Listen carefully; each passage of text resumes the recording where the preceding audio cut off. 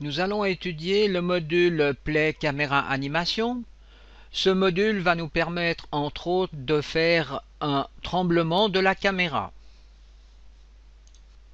Avant toute chose, il faut bien vérifier que le mode de jeu est UT Game dans les World Info.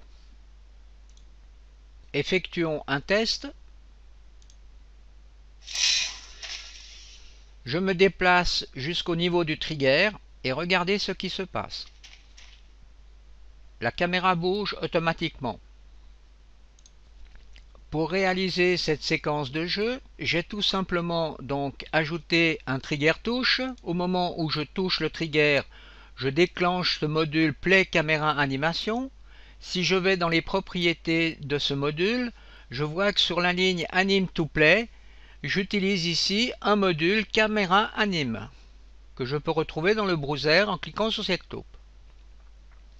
Si je clique deux fois sur Camera Anime, je fais apparaître ici, vous voyez, l'éditeur de matinée avec la séquence matinée qui est représentée ici, avec la caméra 4 donc qui est présentée à cet endroit. Si je regarde donc comment est créée cette séquence, eh bien vous voyez que c'est une séquence qui est créée à base de mouvements. Simplement, si je déplace, ici on voit dans le preview ce qui se passe.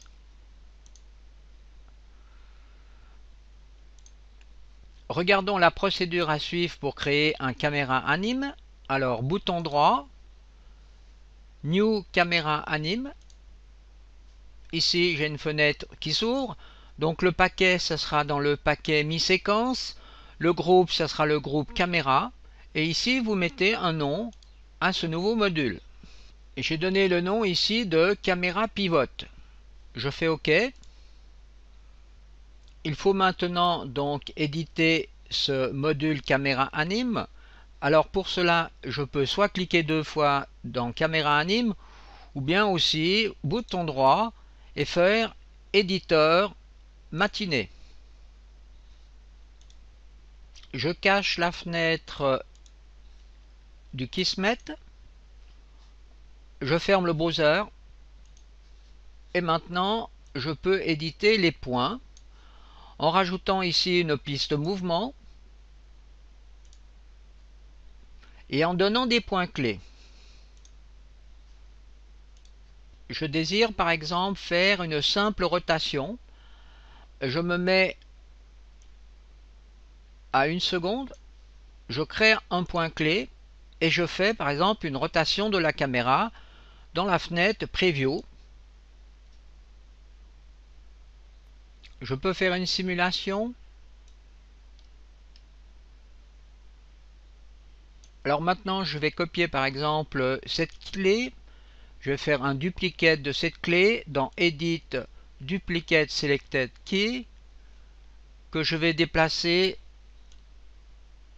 à 2 secondes.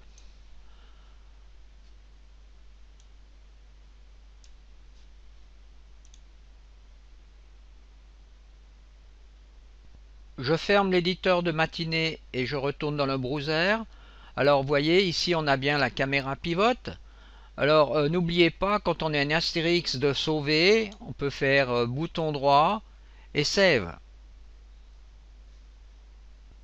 Une fois que la séquence caméra pivote est sélectionnée, je retourne dans le Kismet et dans le module Play Camera Animation, sur cette ligne, je peux rajouter donc ce nouveau module. Je me déplace au niveau du trigger et voilà, rotation de la caméra. On constate que dans les propriétés du Play Camera Animation, il y a deux variables sur lesquelles on peut agir. La vitesse, ici, avec Rate, ou bien l'intensité du mouvement, avec Intensity Échelle.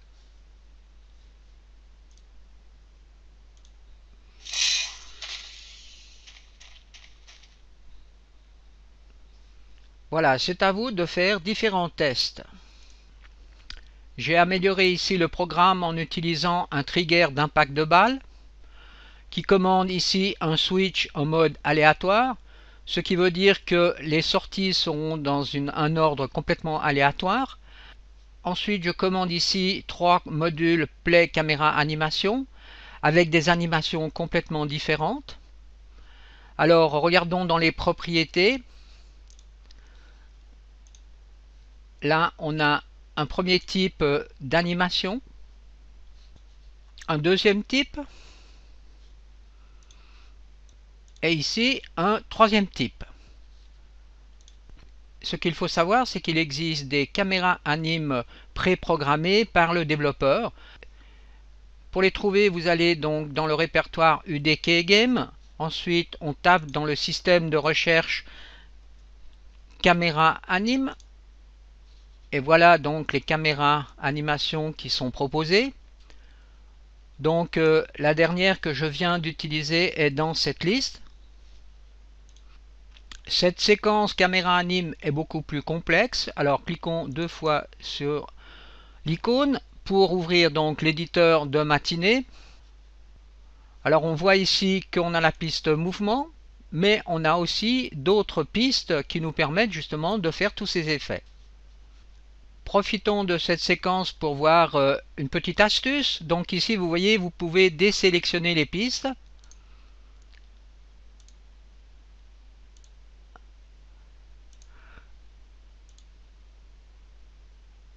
Ce qui nous permet de mieux comprendre toutes ces différentes pistes avec ces effets différents.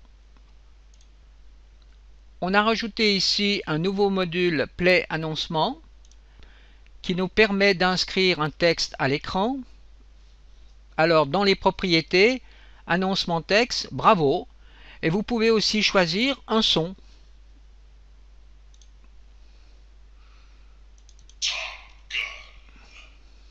On trouve ce module dans New Action,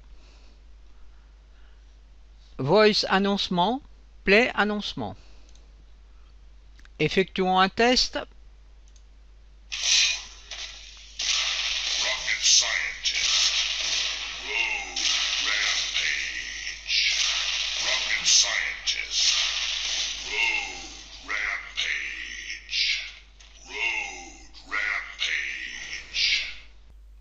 Je crée cette petite vidéo d'information pour vous expliquer où vous pouvez trouver donc de la documentation ainsi que de télécharger éventuellement des fichiers UDK. Fichiers UDK qui sont en relation avec les cours qui sont sur ma chaîne YouTube. Alors ceci est mon site passion3d.com. Alors à cet endroit, vous voyez, vous avez déjà ici le fichier de la map qui concerne donc le cours de 8 heures, que vous pouvez donc télécharger et installer sur votre ordinateur. Là, vous avez le programme des cours, donc si vous voulez vous intéresser à la création d'un personnage, eh bien, vous cliquez ici sur voir programme des cours, et là vous avez l'explication donc de ce cours. Vous pouvez faire donc la même chose avec ici le cours donc de 8 heures. Ici vous avez donc toute l'explication et la table de matière que vous pouvez dérouler à cet endroit. Un peu plus bas sur le site, vous trouvez ici, vous voyez une application que j'ai faite pour iPad 3, Futur 2222, qui se trouve donc sur iTunes. Vous avez ici une démonstration donc du nouveau moteur de Unreal qui est assez stupéfiant mais qui nécessitera une machine très performante. Et là vous avez deux autres jeux que j'avais créés en son temps. Donc je vous conseille de temps en temps de jeter un coup d'œil à ce site car vous aurez des informations par rapport aux cours qui sont fournis sur la chaîne YouTube, comme par exemple le téléchargement de certains cours.